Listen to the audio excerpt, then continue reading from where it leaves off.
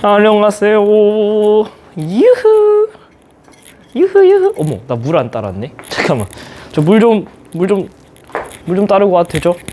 물 좀 너무 리얼한가? 아, 그렇다고 또 끊고 가기는 귀찮아서. 물. 어머. 네. 왜 화면 또 꺼졌어. 오. 물 좀 마시고 올게요. 물. 들리니 마이크? 물. 아, 목말라.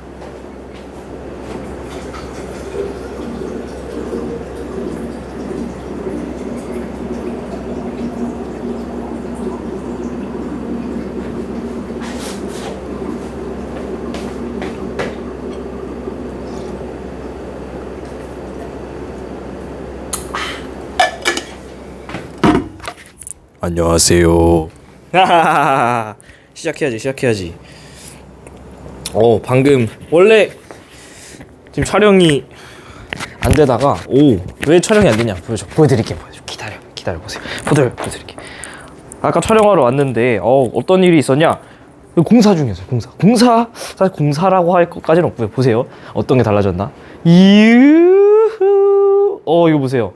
바퀴가 달렸습니다. TV에 바퀴가 달려가지고 요거 지금 바퀴 다는 작업을 하고 계셔서 아까 촬영을 못했는데 지금 보니까 운동을 갔다 왔거든요. 운동 갔다 오니까 다시 달려서 요러면 또 이제 또 운동을 해서 에너지 보충도 했는데 오늘 사실 스쿼트 했습니다.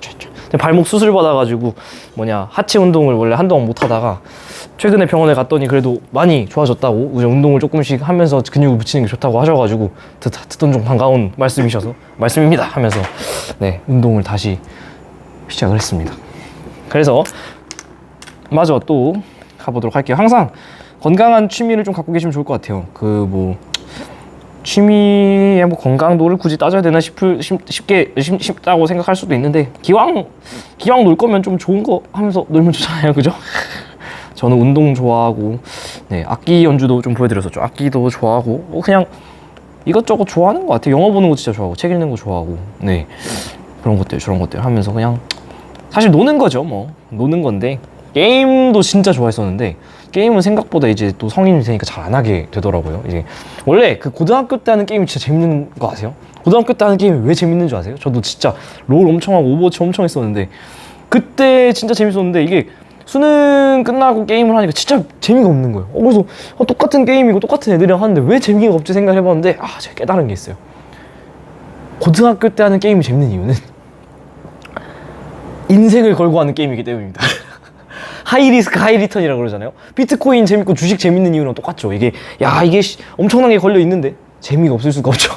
근데 이제 대학교 합격을 하고 나서는 이제 그 게임을 한다고 해도 그렇게 큰 게 걸려 있지 않잖아요. 어차피 난 대학교를 붙었으니까. 그러니까 이제 별도로 재미가 없지 않았나라는 제 나름대로의 생각은 그렇습니다. 네.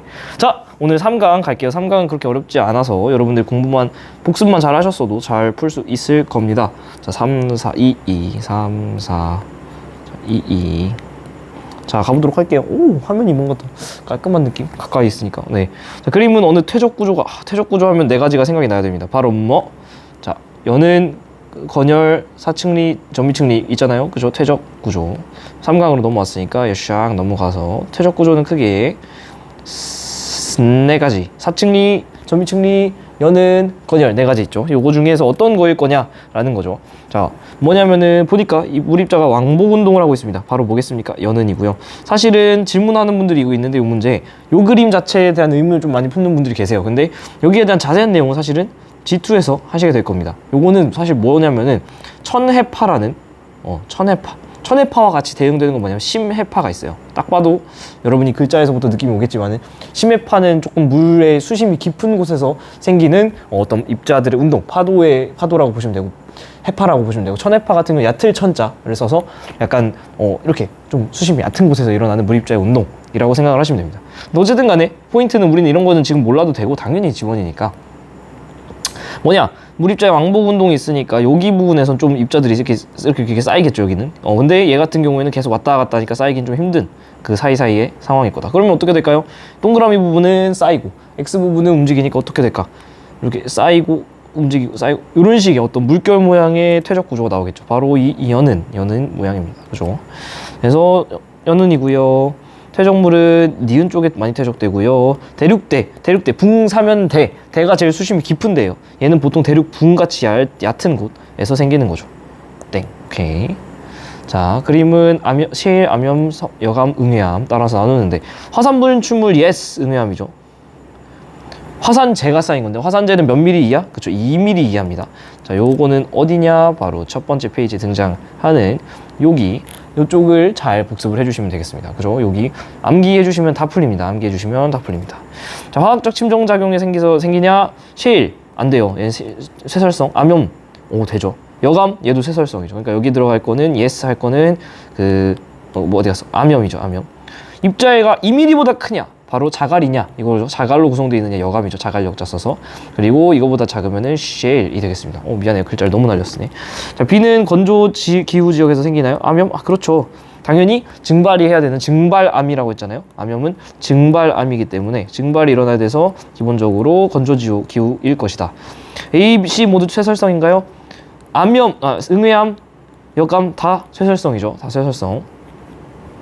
D는 쉐일은 유기물의 퇴적, 이러려면 미생물의 유해에 되려면 유기적 퇴적암일 텐데 이 친구는 지금 쉐일 같은 경우는 쇠설성 퇴적암이죠. 그러니까 땡이죠. 오케이. 어느 하천의 시작 지점으로부터 바다로 유출되는 출구 지점까지 거리에 따른 고도 변화인데요. 여기부터 이렇게 가는데 고도가 점점 낮아지고 있는, 즉 상류부터 하류까지 가고 있는 그런 상황이죠. 근데 하나는 삼각주, 하나는 선상지. 어떻게 기억하면 편하다 그랬죠?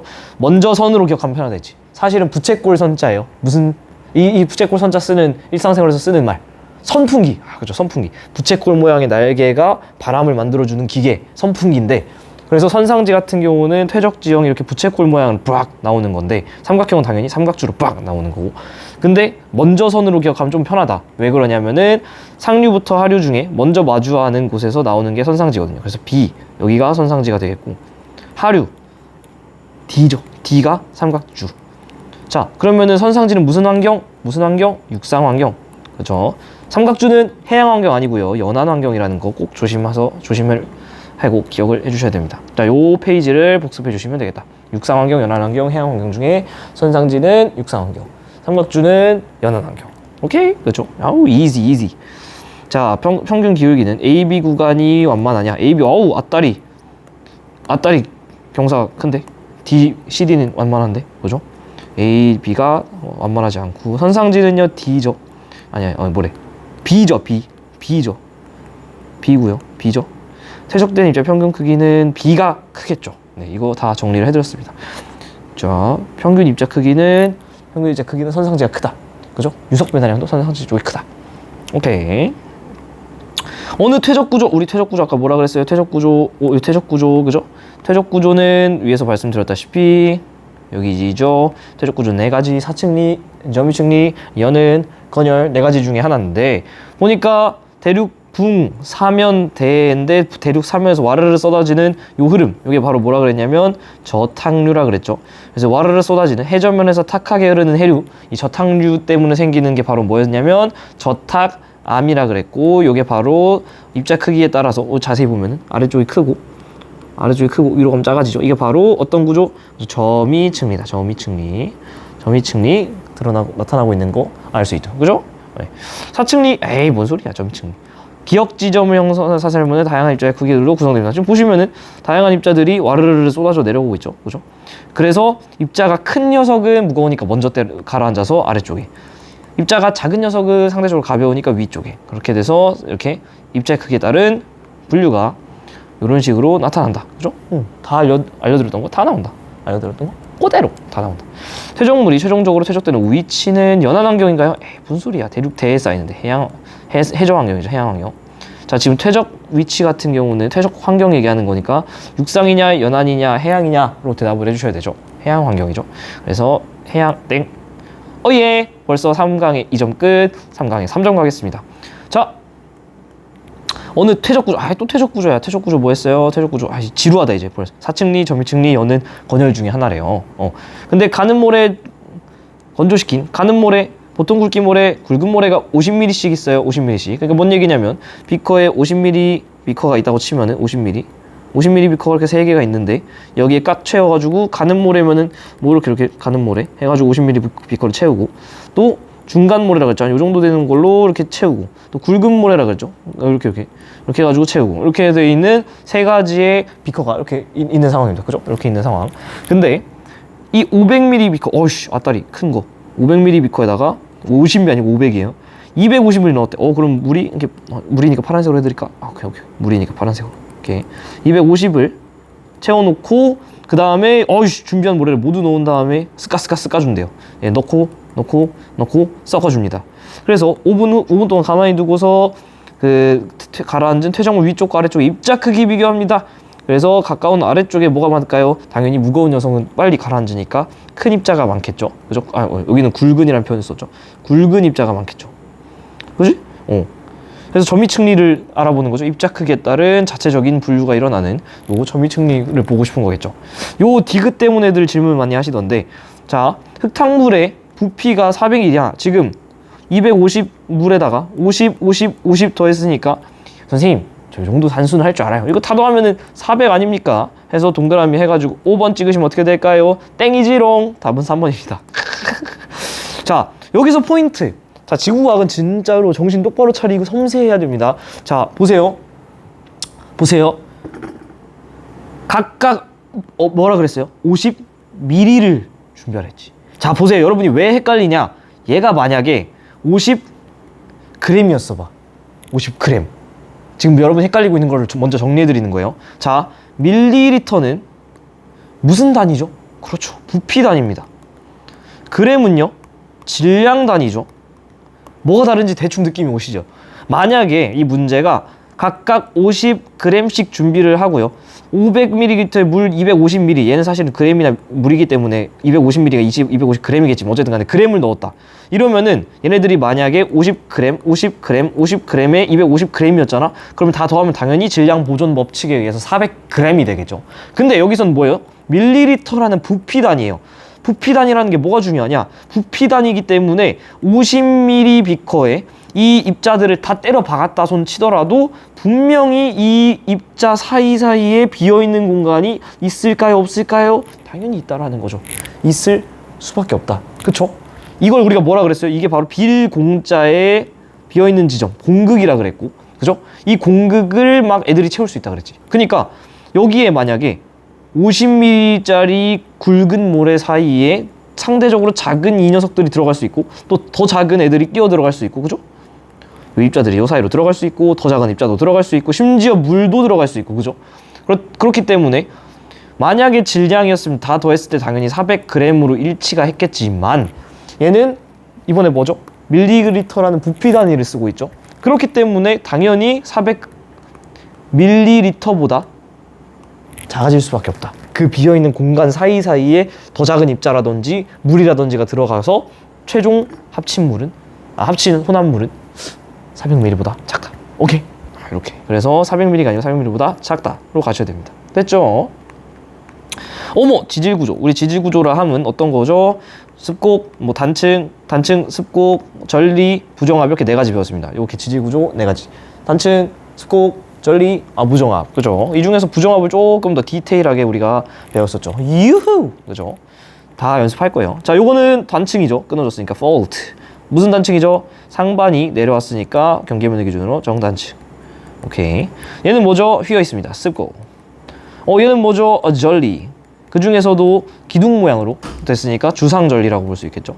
주상전리는 왜 생기죠? 급격한 냉각 때문에 형성이 된다. 그죠? 그래서 얘네들이 뭐가 다르냐? 가 같은 경우는 장력에 의해서, 그죠? 가는 장력에 의해서 생기는 정단층이죠. 정단층. 어디 갔어? 단층이니까 여기 단층. 그죠? 정단층. 그리고 나는 주로 발산형 경계가 아니라 습곡은 수렴형 경계죠. 수렴이니까 발산이 아니고요. 나는 대체로 지표 가까운 곳에 형성되느냐. 요 디귿 때문에들 조금 질문을 해주시는데 이게 뭐가 다르냐면은 보세요.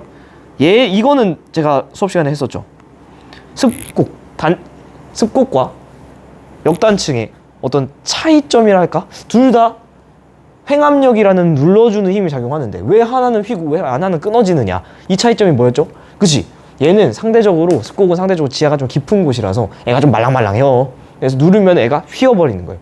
이에 비해서 얕은 지표에 있는 그 친구 같은 경우에는 지질 물성 자체가 조금 차갑고 딱딱하겠죠.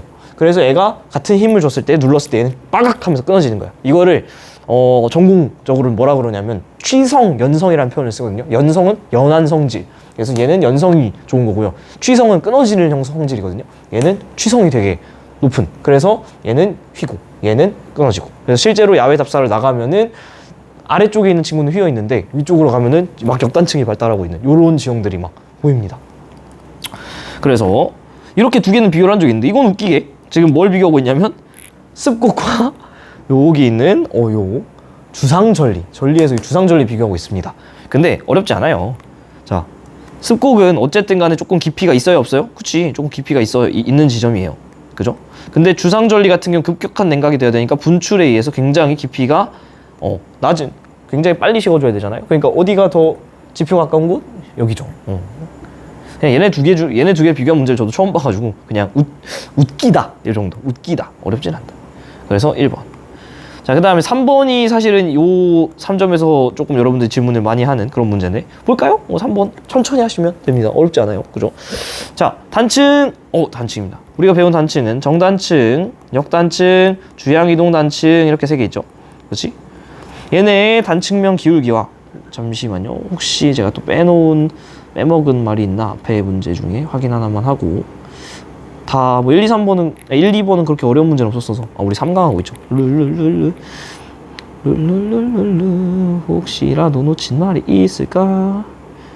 전해파 얘기도 해줬고 네, 없네요. 그냥 가면 될 것 같아요. 오케이, 다시 돌아와서 단층은 정단층, 역단층, 주양이동 단층이 있는데 단층면 기울기, 기울기 이렇게 줬고요. 또 상반이 하반에 대해서 연직 방향으로 이동한 거리, 상반이 하반에 대해서 연직 방향이라 하면 위아래로 움직인 거리를 얘기를 하는 거죠. 이렇게 줬어요. 근데 연직 방향 이동에서 플러스는 위로 이동한 거, 마이너스는 아래로 이동한 거라고 합니다. 또 요 오른쪽에 있는 그림 같은 경우에는 또 상반이 어디로? 하반에 대해서 수평 방향으로 이동한 거리를 제시를 했대요. 자, 이거가 요런 자료들이 되게 당황스러우실 수 있는데 항상 처음 보는 자료는 천천히 하시면 돼요. 일단은 가보자. 천천히. 단층면 기울기를 줬어요. 단층면 기울기 무슨 뜻이냐? 예를 들어서 우리가 이렇게 지층이 있을 때 단층면 기울기가 45도라는 뜻은 무슨 뜻이냐? 이렇게 돼서 여기 각도가 45도 이렇게 기울어졌다라는 뜻이죠. 80도라는 거는 얘보다 좀 더 빡세게, 약간 거의 이렇게, 이거 80도 이렇게 기울기가 졌다라는 거죠. 60도는 얘보다 조금 작게 한 이 정도 될까요? 60도 이렇게 돼 있다는 거죠. 그치? 이런 뜻이에요. 근데 상반이 연직 방향으로 이동한 거리가 하반에 대해서 플러스래. 근데 뭐라 그랬어요? 아까 플러스라는 건 연직 방향 이동에서 여기에서 플러스 값은 위로 이동했다라는 거죠. 그러니까 상반이 플러스 1m만큼 위로 이동했다는 뜻이죠. 오케이. 써. 상반이 어쨌든 간에 위로 갔다라는 거죠. 0이라는 거는 그럼 상반이 이동이 위아래 이동은 없었다라는 거고, 이번에 마이너스는 그러면 상반이 어디로 갔다라는 거예요? 상반이 마이너스 값은 뭐라 그랬냐면 아래로 이동이라 그랬죠. 마이너스는 아래로. 그러니까 상반이 마이너스 루트 3m만큼 아래로 이동했다는 거죠.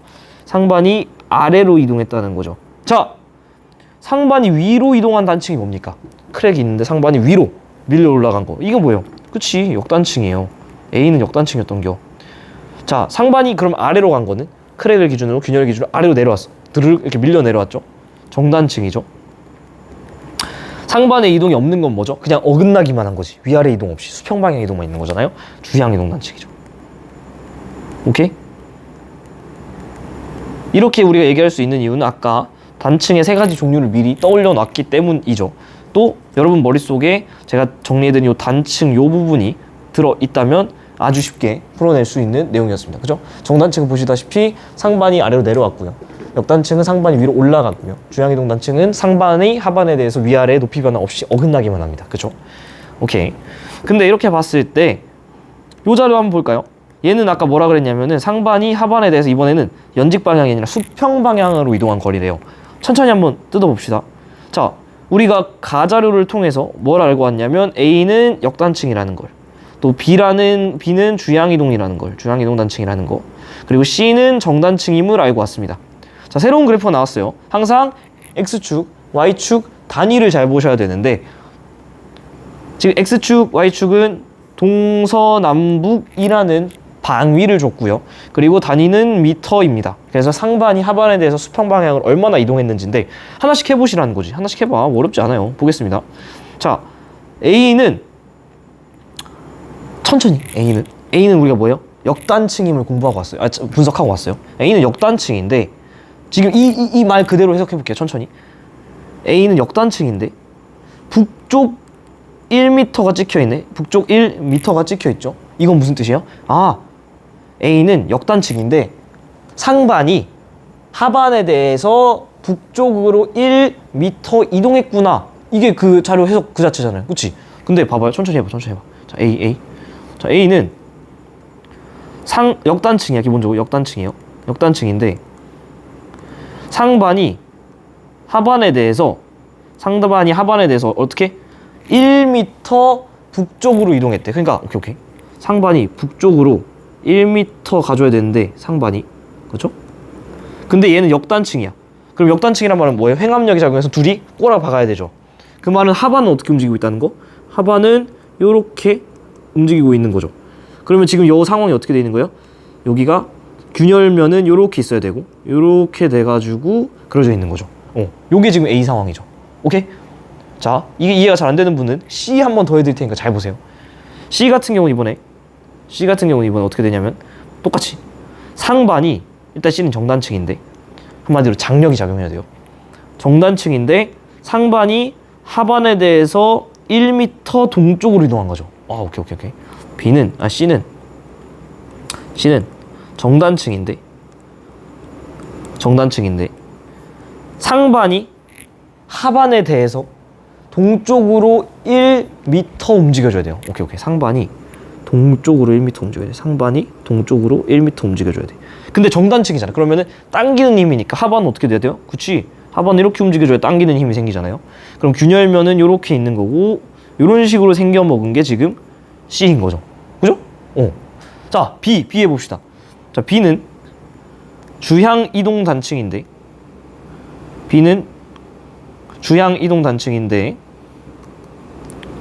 천천히 쓰면서 하세요. 이거 얼마 안 걸려.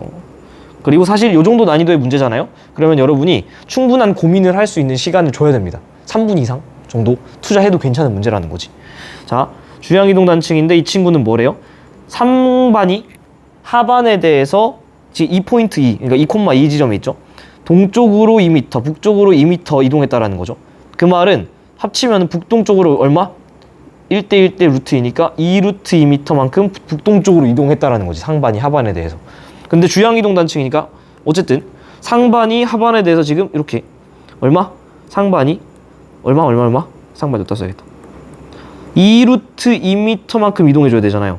근데 주향 이동 단층이면 어긋나야 되잖아. 그러면은 하반은 어떻게 움직여야 될까요? 요렇게 움직이거나 하반 1번 혹은 이쪽에서 움직일 수도 있죠. 하반 2번 여기다 써야겠다. 안 헷갈리게. 하반 1번, 하반 2번 이렇게 되는 거죠. 상반은 어쨌든 일로 움직여야 되는데 어긋나는 거는 이쪽 왼쪽 위에서 북서쪽에서 어긋나는 케이스랑 남동쪽에서 어긋나는 케이스 두 개 있지. 그죠? 1번, 2번. 그러면 각각 균열면이 어떻게 돼요? 만약에 1번이라면은 균열면이 이렇게 나 있는 거고, 그죠? 1번이라면.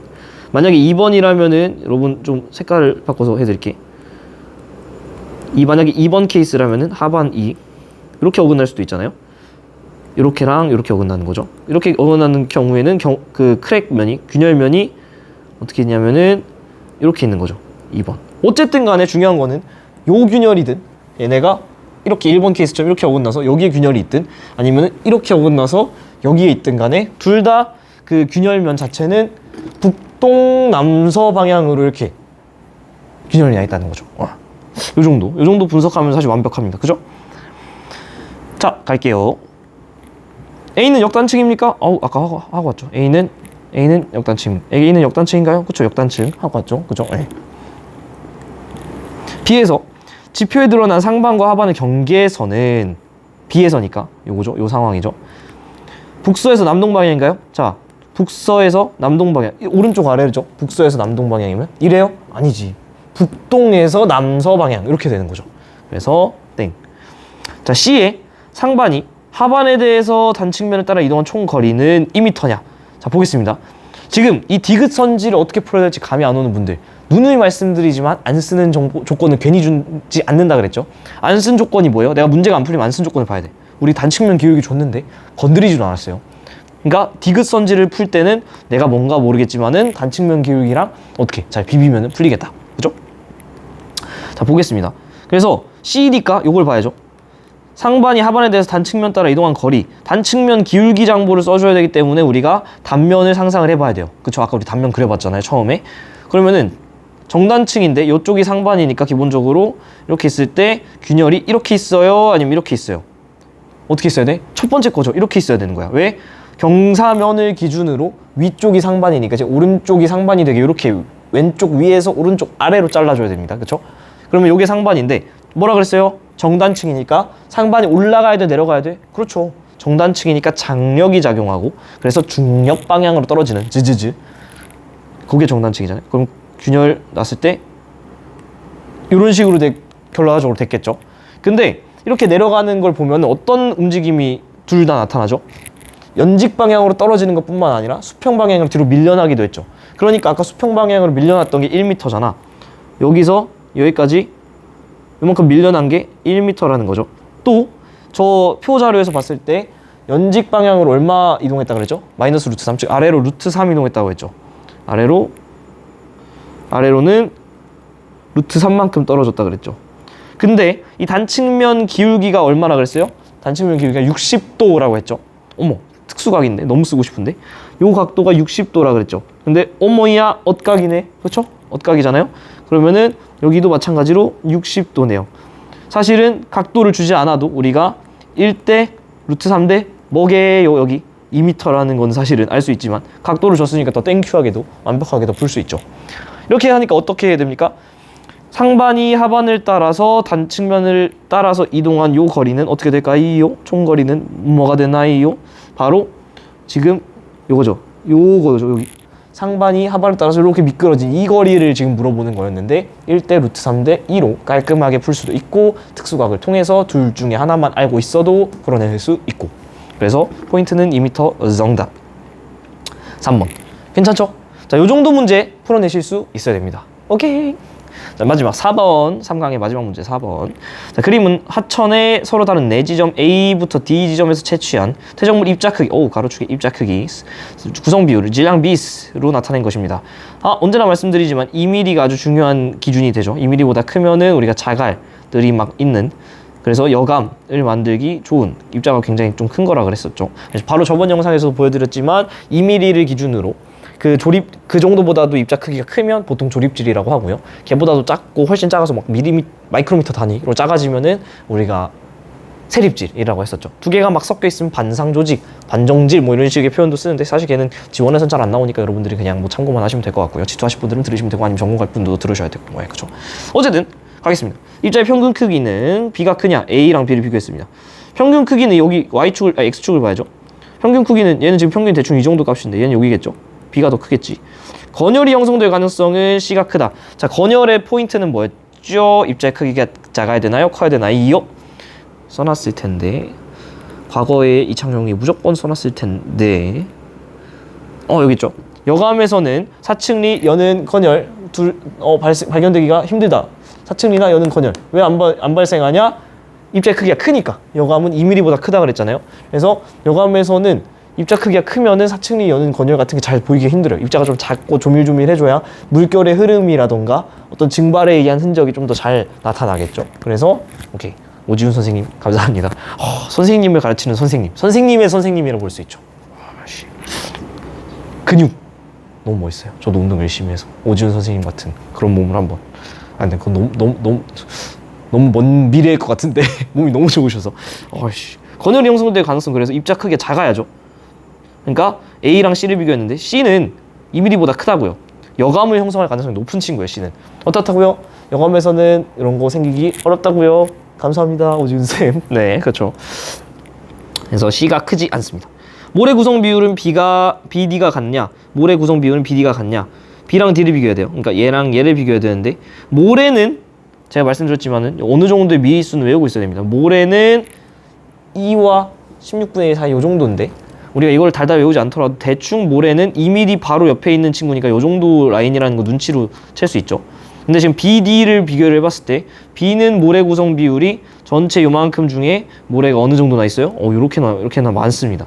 이에 비해서 D 같은 경우는 애가 요만큼 중에 모래가 요만큼이들. 그러면 뭐가 더 많을까요? 당연히 B가 더 많겠죠. 둘이 뭐 최소한 같진 않죠.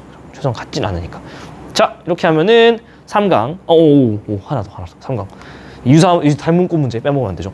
자, 그림은 어느 두 판 경계 주변에서 판의 경계니까 수렴이냐 발산이냐 보존이냐 체크를 해주셔야 되고, 연령이 200만 년인 해양지각의 위치. 200만 년인 해양지각. 0살도 아니고 200만 년.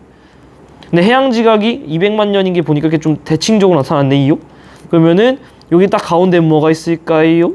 바로 그쵸, 해령. 해령이 이렇게 이 둘 지점의 가운데. 근데 정확한 거리를 아니까 100 더하기 500 나누기 2 하는 가운데 나오죠. 300km 지점에 이렇게 해령이 있겠네. 여기 해령이 있고, 즉 발산형 경계가 이렇게 있을 거고, 그 다음에 여기는 200과 600 사이의 평균이니까 200 더하기 600 나누기 2 하면 400 평균 지점에 해령이 있겠죠? 방금 약간 한성원 선생님 말투 같았는데 아닌가요? 몰라요. 이 발산형 경계. 그 다음에 이렇게 지금 발산형 경계라는 해령의 키워드는 대칭으로 애들이 확장이 일어나니까 지금 여기는 오른쪽으로 가고요. 여기는 왼쪽으로 가네요. 그러면은 여기서는 어떻게 될까요? 어긋나기 때문에 바로 보존형 경계, 변환 단층이 막 나타날 수 있을 겁니다. 그죠? 됐습니다. 그래서 나다는 서로 다른 두 종류의 단층. 이거는 상반이 내려간 정단층. 이거는 어긋난 보존 경계. 아니에요. 변환 단층. 그죠? 변환 단층. 오후. 해령으로부터 해양지각으로 확장되는 속력은 모두 같다. 이게 없으면은 양쪽에 대칭적으로 확장하지 않기 때문에 어떤 문제가 생기죠? 얘네 둘의 평균 지점인 가운데에 해령이 있다라는 확신을 할 수 없습니다. 예를 들어서 여기가 동서남북이라 그냥 할게요. 편의상. 동쪽으로 확장되는, 아니다. 대서양은 서쪽으로 확장되는 속도가 빨랐죠. 그러니까 서쪽으로 확장하는 판의 속도가 동쪽으로 확장하는 판의 속도보다 빠르다면 해령은 어디 있었게요? 1번 파란색 영역, 아니면은 2번 빨간색 영역. 어디 있게? 정가운데는 아닐 거잖아요. 서쪽으로 확장하는 판의 속도가 빠르다면 어디 있어야 되게? 여기 있어야 되죠. 여기 있어줘야지. 둘 다 200만 년인 친구인데 동쪽은 느리니까 200만 년 동안 요거밖에 못 오고, 해령이 여기 있었을 때 200만 년만 이렇게 가줘야지. 그죠? 그래서 만약에 해령의 위치가 이 빨간색 영역에 있다면은 서쪽 판의 확장 속도 빠르다라고 이렇게 얘기를 해주셔야 되고, 만약에 파란색 영역에 해령이 있었으면은 어디가 더 빠르다 해야 돼요? 그쵸? 동쪽 판의 확장 속도가 빠르다라고 해주시면 되겠습니다. 가끔 놀라요. 나 수업 좀 잘하는데. 셀프 칭찬을 막 해줍니다. 네. 자, 겸손한 거랑 내가 나 칭찬해준 거랑 좀 다르죠. 전 겸손합니다. 하지만 내가 나 좀 칭찬해줘요. 그래야지 내가 계속 일을 하죠. 그죠? A, B, 보다에 묶어야지. B, C 사이에서 크다. 나는 정단층이잖아요. 그죠? 정단층이 발생하기 좋은 것은 바로 요 발산형 경계 여기잖아요. 그죠? A, B 사이보다 B, C 사이, B, C 사이에서보다는 당연히 요 A, B 사이 여기에 지금 있잖아요. 정단층이. 그러니까 당연히 B, C 사이에서 크지 않죠. 다가 나타날 가능성, 변환 단층이 나타날 가능성은 BD 사이에서 크냐? 여기 생기기 딱 좋죠. BD 사이에서 생기기 좋죠. 그죠? 그리고 기니는 모두 하반이냐? 기역 하반이죠. 경계면 아래 있으니까. 디귿, 니은 하반이죠. 그죠? 그래서 정답 5번. 자, 이렇게 해주시면은 되겠습니다. 그래서 3강 마무리됐고, 제가 더 이상 코멘트 할 거는 놓친 건 없습니다. 자, 그렇게 돼서 3강 마무리했고, 다음 영상 4강에서 봅시다. 안녕. 화면이 크니까 아주 좋네. 스쿼트하고 왔더니 무릎이 바들바들 떨리네요. 안녕. 뿅.